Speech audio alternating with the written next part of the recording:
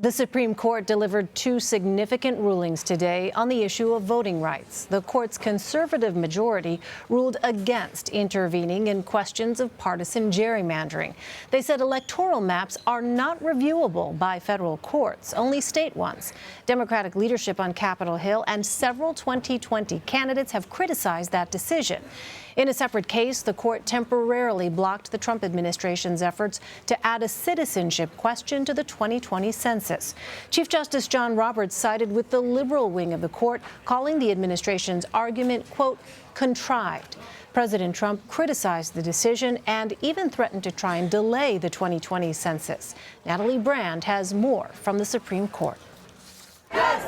In a complicated ruling, the Supreme Court has blocked the citizenship question from the 2020 census for now. The High Court is sending the issue back to the Commerce Department for technical reasons, saying the agency's explanation for adding the question was inadequate. The justices heard 80 minutes of arguments on the case in April. Administration lawyers called the citizenship question reasonable, even though it has not been a part of the survey since 1950. The government arguing it needed the citizenship information to enforce the Voting Rights Act. Three lower courts sided with opponents of the citizenship question.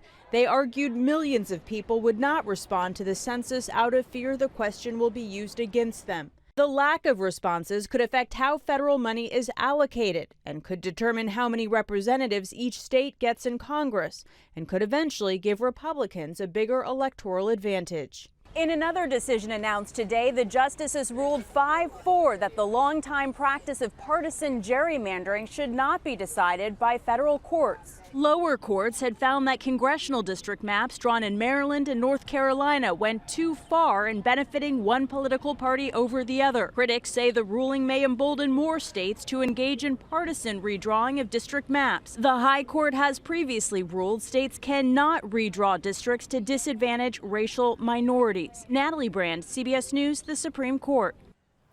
I want to bring in Jill Colvin. She's a White House reporter for the Associated Press. I also want to bring in our panel on set. Anthony Salvanto is our CBS News Elections and Surveys Director. Leslie Sanchez is a CBS News contributor and Republican strategist. And Antjuan Seawright is a CBSN political contributor and Democratic strategist. Welcome to you all. Jill, let me begin with you. As we mentioned, the president says he is asking his lawyers if they can delay the census. Does the White House believe it can still add the citizenship question to the 2020 census? Well, as you know, the president right now is tweeting from overnight in Osaka, Japan, where he's there for a meeting with other world leaders. Most of the White House senior staff are with him, and it was presumably sleeping at that point overnight. It's nighttime over there. Nonetheless, I mean, this is a pretty extraordinary statement for the president to make. Of course, the census is something that is mandated by the Constitution. According to federal law, the government has until April 1st of 2020 to actually start the census. Is something that they have to do, which means that the president has limited time here to create any type of challenge. The real issue here is how much time is left before the census documents need to start being printed. Folks say that at this point it might be too late for the Commerce Department to actually come forward with a more robust argument trying to defend the reason why they want to include the citizenship question. We haven't heard yet from the Commerce Department about how they want to move forward. But we also have to keep in mind here that the president and the Commerce Secretary Wilbur Ross have had a somewhat fraught relationship over the last number of months, and I can't imagine that he is at all happy about the situation. Yeah, I imagine not. So, Anthony, let me ask you, if the Trump administration's efforts here actually fail ultimately, and there is no citizenship question on the 2020 census, what does that mean for how these congressional seats are going to be distributed? Well, so the process here that Natalie was just talking about is the process of mailing forms, census forms, to, 140 million households. They've got to try to cover everybody. And then the question becomes how quickly or how long it takes to do that.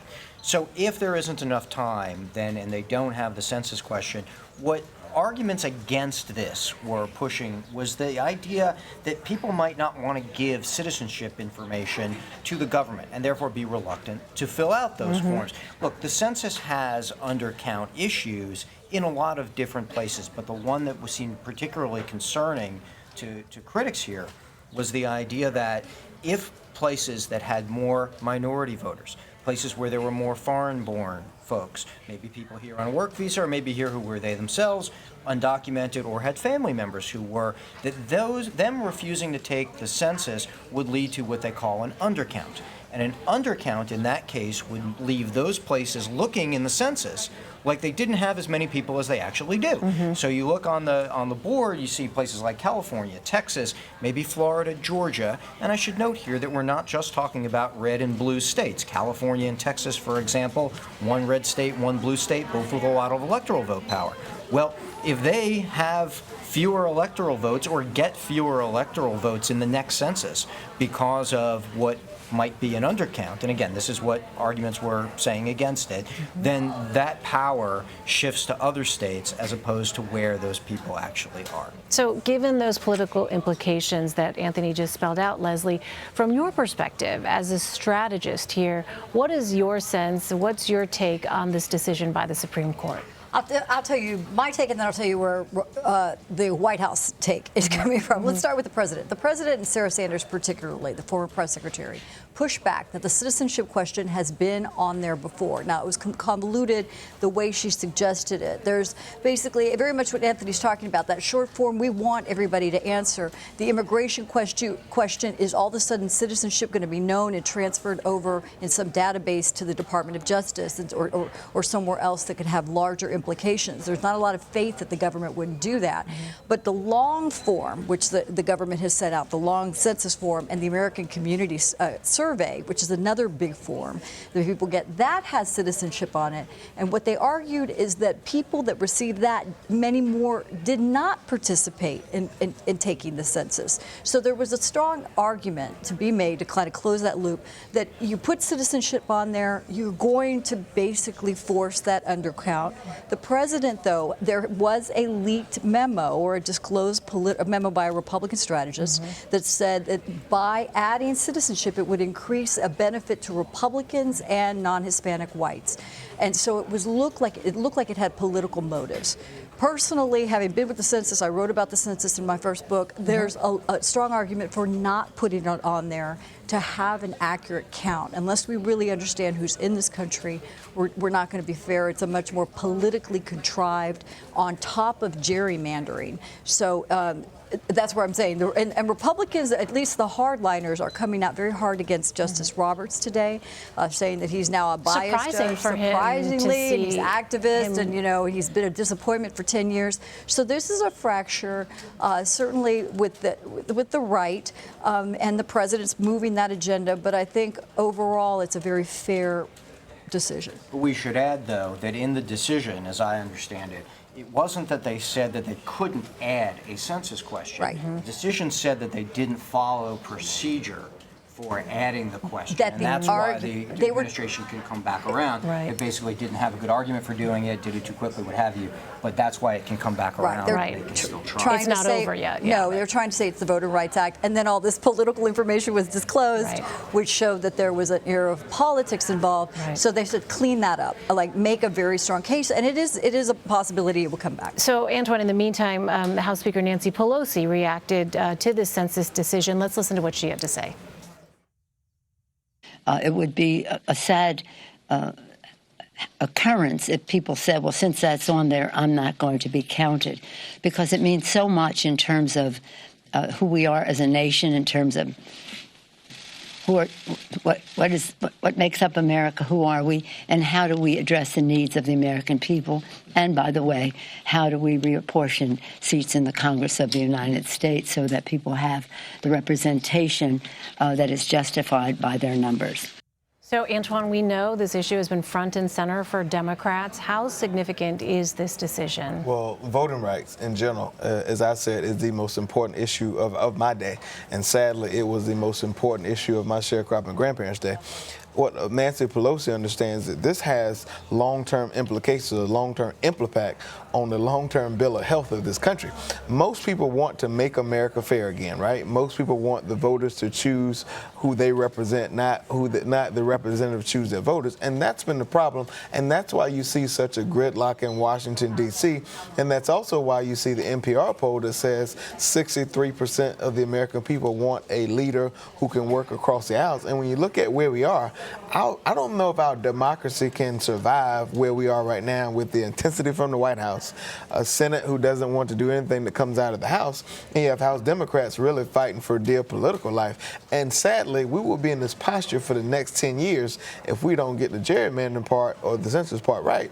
And the other thing, as someone who lives in the South, from the South, and have done Southern politics all of my career, now we get in the posture based on this court's decision today where they can inject racism in the decision making of how they draw the lines. And so you will have districts that will be rightly bleached, and you have some who will be dark, and we will always have this partisan gridlock. And that's why when you see Democrats talk about the battle for the soul of this nation, or this election is the most important of our lifetime, it feeds into all of these things. So, Anthony, let's quickly, in our final minutes left here, get to that other decision that Antjuan referenced, this decision on partisan gerrymandering. What does that mean for 2020 and beyond? It means that this debate now goes back to the states as opposed to being adjudicated in federal courts, which means that state legislatures have control over how they draw the district lines. State courts may be able to have, jurisdiction, basically, over how the lines are drawn and what constitutes gerrymandering. And an important part of the argument in this